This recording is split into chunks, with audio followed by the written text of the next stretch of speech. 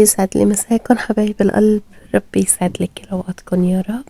رجعت لكم نور اليوم بفيديو جديد ومختلف عن باقي الفيديوهات. اليوم راح اشارك معكم غوالي عيد زواجي. حبيت هيك تكونوا معي بهالاجواء هي الحلوة، وبتجهيزاتي كمان، ايش راح اجهز، ايش راح اساوي. حبيت تكونوا انتم موجودين معي غوالي، ان شاء الله يعجبكم. هيك يعني عيد زواج متواضع، وبنفس الوقت يعني بنعمل هيك روح حلوة بين الزوجين. لما الست البيت المرة بتحتفل وبتكون مهتمة بأحلى وأحسن اللحظات، وهيك تاريخ بهيك يوم انه اللي اجتمعت المرة والزلمة فيه، بيكون حتى الزلمة مرتاح كتير، وهذا الشي كتير بيعني له وبيعني للمرة كمان. والله يسعدكم كلكم غوالي، ويلا بسم الله بنبتدي، وما ننسى نصلي على الرسول عليه أفضل الصلاة والسلام. ويلا شوفوا نور اليوم ايش مجهزت لكم، يخلي لي قلبكم. ومعلش بالنسبة لصوتي، أنا لسه يعني ما طبت كتير منيح، بقى صوتي عم بجيكم بالفيديوهات شوي متغير. حبايب القلب، أنا بالنسبة لأعياد الميلاد بحب أكون مجهزة اليالنجي، واليوم حبيت أجهزه معكم وتشوفوا طريقتي بتحضيره. أنا هون مثل ما لكم شايفين عندي كيلو رز المصري، الحباية المصرية، غيسلته بس ماني نقعته. أنا ما بفضل يكون منقوع، مشان ننقعه بمية الخضرة اللي بدنا نحطها بعود الرز بيشرب. وهلأ هون نبلش. أنا حطيت كاسة زيت مثل ما لكم شايفين، وهلأ مع بعض خطوة بخطوة. عندي بصلين، البصلة يعني كبيرة فيرم ناعم، وتوم، راس توم. انتوا ايش بتقولوا له؟ نحن بنقول له راس توم، يعني التوم كامل، ما هو سنين 3، لا، هدول بدنا نقليهم بكاسة الزيت اللي حطيناه. وعندي هون فليفلة حمرا وخضرا. صبايا بالنسبة للخضرة، انه هلأ في منكم يمكن يحسها كتيرة، لا ابدا ما هي كتيرة، وهلأ بتشوفوا بالنتيجة بعدين كلها ما راح تبين الخضرة لاني بتدوب. ومثل ما لكم شايفين بعد ما قلينا البصلة والثوم بكاسة الزيت، وهلأ حطيت الفلفلة كمان، وعم بحط هلأ الرز. هذا كله بدنا نعطيهم تقلي مع بعض. الخضرة لما حطينا البصل والثوم والفلفلة يعني تتبيل، بدنا نخليهم هيك يعطوا تغيير باللون وشي. الرز بيعطي تحميصة كمان هيك معهم، بطلع أطيب. وفي منهم بيعملوها البارد يعني بدون ما يحطوها على النار أبدا. أنا عندي هون البندورة، شايفين الكمية ما هي كتيرة أبدا.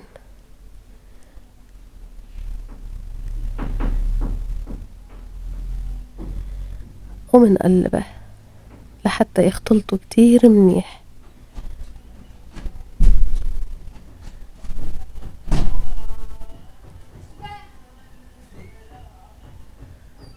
هيك بنحركهم كلهم مع بعض. وعنا الدبس البندورة حطيت معلقتين. وهون صبايا عنا معلقة كبيرة، معلقة اللي بناكل فيها نعناع، معلقة ملح، معلقة بهار مشكل، فلفل نص معلقة بتكفي. وفي منهم بيحطوا معلقة دبس فليفلة، أنا لا، بالنسبة لليالنجي ما بحب دبس الفليفلة. وهي عنا هون كاسة ملانة دبس رمان. انتو إذا دبس الرمان عندكم شغل البيت وحموضته منيحة فيكن تقللوا الكمية، بس أنا لا، ما هو شغل البيت وحموضته كتير عادية، يعني بشتريته من السوبر ماركت، يعني لهيك كترت الكمية شوي. ومثل ما لكم شايفين، ويلا يا أم النور إبداعاتك. سلامة روحك يا أم النور. شايفين صوتي قد ما تغير، خليلي قلبكن. وهيك التبلة كلها بدنا نخلطها مع بعض. وفي عنا هون أنا المحل ليمون حطيت، لأني قلتلكن دبس الرمان ما هو حامض. وعنا هون هي خلطة السحرية، قهوة، نص معلقة قهوة، معلقة الصغيرة. ما بدنا نكتر قهوة مشان اللي بده ياكل منه بيحس بالمزيزة تبعيته، بنفس الوقت ما يعرف انت ايش حاطة. شايفين بعطيكم اسرار، يعني بيقولوا لك ياي طيب كتير، بس انت ايش حاطة. بس اذا كترتي قهوة رح تعطي طعمة القهوة، لا نحن ما بدنا ناخد طعمة القهوة، بس المزية تبعيتها. هلا هون انا طفيت النار لأن البقدونس لما بدنا نضيفه ما بصير يكون النار شغالة، بتعرفوا فورا بعدين بتغير لونه وبسود، نحن ما بدنا اياه يسود، خليه على الطبخ بغير لونه. وحطيت باقة نعناع كمان صبايا. هلا بالنسبة للبقدونس أنا كان عندي 3 باقات بقدونس لكيلو رز، بس الباقات هون عنا بتركيا مو مثل سوريا باقات كبيرة، الباقة صغيرة، لهيك حطيت 3 باقات وباقة نعناع وصفيتهم. طبعا هلا بعدين بتشوفوا المي اللي طلعت من الرز كتير حلوة، وبنستخدمها بنفس الوقت لليبرق لما بدنا نطبقه على النار. وهون بدي ألف وحدة معكم وبعدين أنا بكمله كله وبعدين بفرجيكم إياه.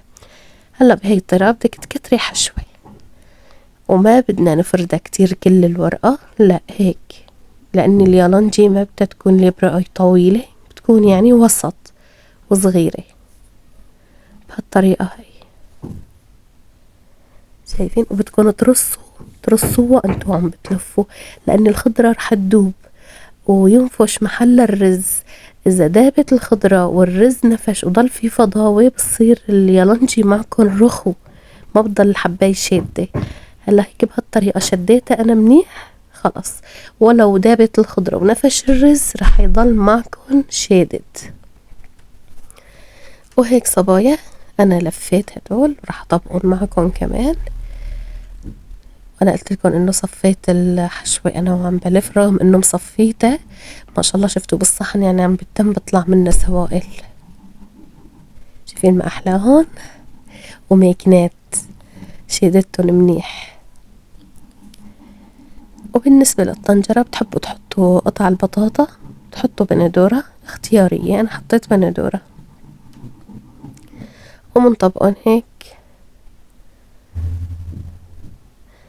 منرصرصن نحن وعم نطبق، ما نعيف يعني فضاوة بيناتهم، هيك نرصن كتير على بعض بهالطريقة هاي. سواها طريقتي ورح يعجبكن كتير كتير كتير، جد كتير هيك طلع طيب. والعيارات كلها نظامية تبعيته، ما في انه شي مالح شي ناقص، لا لا لا كله نظامي، نفس العيارات اللي انا حطيتها بتحطوها انتو بطلع عندكم اطيب يالنجي. وانا هون صبايا انا لما لفيته لليالنجي لفيته المسا قبل بيوم يعني لفيته إيه مشان تاني يوم عندي تجهيزات ما يصير ضغط كتير علي. هلا هون المي هي عم بفرجيكم، هي مية الرز اللي كنا متبلينه وعم نلف فيه، انا مصفيته طلعت عندي هي المي، هاي رح احطها واطبخه فيه، ما رح يلزمني غيرها، بس كاسة مي وحدة انا ضفتها بعدين. ما شاء الله شايفين يعني كمية المي كتير مناسبة.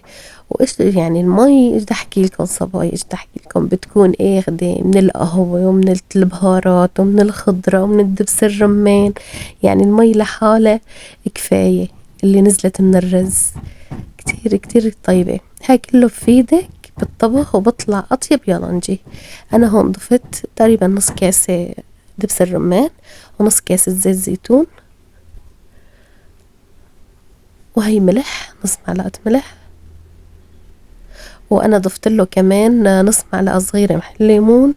وحطيت الصحن مشان نكبسه ما يطوف معنا يبرق لفوق اليالنجي الورقات، لأني بس طاف لفوق خلص رح يفتح ويطلع رزه لبرا وبناخد نتيجة سيئة كتير، بينما هيك تقلنا ونعيفه يروح ينطبخ بقى. وأنا هون صبايا عم بجهز كمان، عملت كاسات البوتينج، ظروفة البوتينج اللي بتعرفوا من البيم جبتها جاهزة. عملت أول شي طبقة المهلبية، هو بوتينج من البيم هذا طعمة الفانيليا، هن عندهم إياها مهلبية، هي حطيت لتر حليب، حطيت ظرفين بوتينج على البارد، هدول بنضافوا ومنحركهم لبين ما يدوبوا، منشغل تحتهم، وهيك لما بسمك القوام منشيله على النار ونبلش نصبه بالكاسات. انا مثل ما قلت لكم رح اعمل طبقتين، اول طبقة اللي هي المهلبية، المهلبية التركية، ونحط شوي لبين ما نصب الكاسات كلهم.